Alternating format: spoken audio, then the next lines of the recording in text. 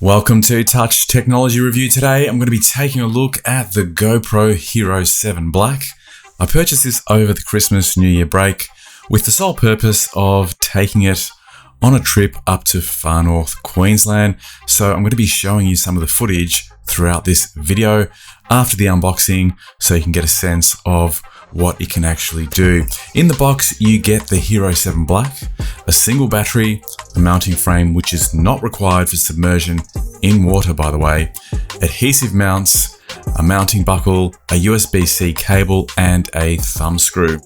I actually purchased the special bundle edition, which included an extra battery, a 32GB SD card, and a GoPro mini tripod. When it comes to making your purchasing decision in 2020, there are 4 different models that you can choose from, ranging from the GoPro Hero Silver, the Hero 7 Black, the Hero 8 Black, and also the GoPro Max, which is different to the first 3 because it includes a dual camera set up for shooting 270-degree panoramic photos and spherical video.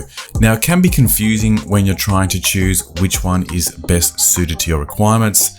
The Silver is the entry-level model, coming in at around $299 US. One of the drawbacks is that it only shoots 4K video at 30 frames per second, as opposed to 60 frames per second that you get on both the Hero 7 Black and Hero 8 Black. It lacks the brand new hyper-smooth video stabilisation capabilities, and most importantly, it doesn't have a removable battery, and it only offers a wide field of view, whereas the Hero 7 Black and 8 have super view, wide, and linear. The audio on the Hero 7 Black is also much better, and via an optional extra, you can even input a 3.5 external microphone if you're looking at using this camera for vlogging. So at around $529, I think it represents the best value. The Hero 8 Black has updated features including Hypersmooth and Time Warp 2.0, which is slightly better stabilization, but pretty much the same really, which is a slightly better version of stabilization.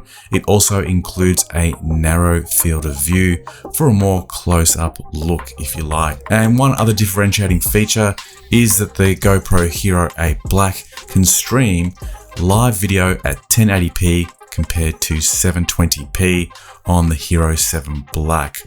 But as I say, it's all about balance between functionality, the feature set, and your budget. So for me, the Hero 7 Black was more than enough. Now let's have a look at the body of the camera itself. It's made of a ruggedized rubber.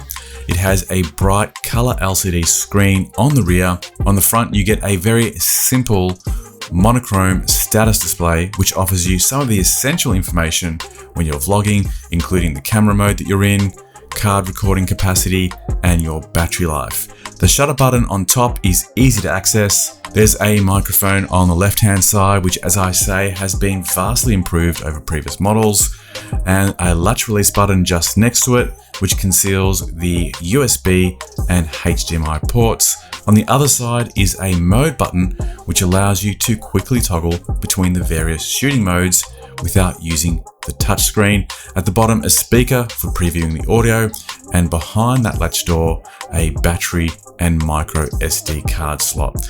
In terms of the main features, you get a 12 megapixel camera, which shoots super photo HDR images for optimal exposures. There are many video options all the way up to 4K 60 frames per second. Best of all is the hyper-smooth video stabilization, which for me has been a real game changer in terms of what this camera can actually do. It produces really smooth video no matter what conditions you're shooting in. Time warp and time lapse lets you speed up and slow down time. You also get to shoot at up to 8 times slow motion, and the rugged enclosure allows for submersion at up to 33 feet or 10 meters. You can live stream. There's a face, smile, and scene detection, which helps provide reliable exposures in both your photo and video modes. And the GoPro also responds to voice prompts, allowing you to initiate most of the features with a single word or phrase. As I mentioned at the introduction of the video, I had a chance to put it to the test on a recent holiday. I took a few hyperlapse videos with the GoPro windshield suction mount, some panning shots whilst traveling on the scenic rail and sky rail, and taking it underwater at Green Island. Overall, it performed really well. I found it easy to put into record mode and flip between the various modes with the side button and also voice activation. It was lightweight and really easy to use. If there's any downside to this camera, it's the opening of the latches with my fingers. I found them very cumbersome and difficult to access. However, I understand the design that way to make the cameras waterproof. The biggest letdown really is the battery life. I'm glad I did purchase the Hero 7 Black rather than the silver, because it does let you swap the batteries whilst you're out and about. In terms of how badly the batteries perform, when I shot in 4K, I was literally only able to get around 10 to 20 minutes of recording before the battery was completely depleted. When shooting in 2.7K, it was slightly better. I might have got up to half an hour of recording, both videos and a few stills here and there, some hyperlapse movies, but the battery seems to drain very quickly, much quicker than I expected, which is a letdown. So if you are looking to purchase the Hero 7 Black, it probably applies to the 8 as well, you're really going to need to consider at least one additional battery, possibly more for a full day shooting. In terms of the actual image quality, I found that in broad daylight, when there's plenty of light available, the quality is very sharp and clear with very little noise. However, as soon as you start shooting in lower light, you do get a fair amount of grain, which kind of degrades the image when you're previewing on a large display.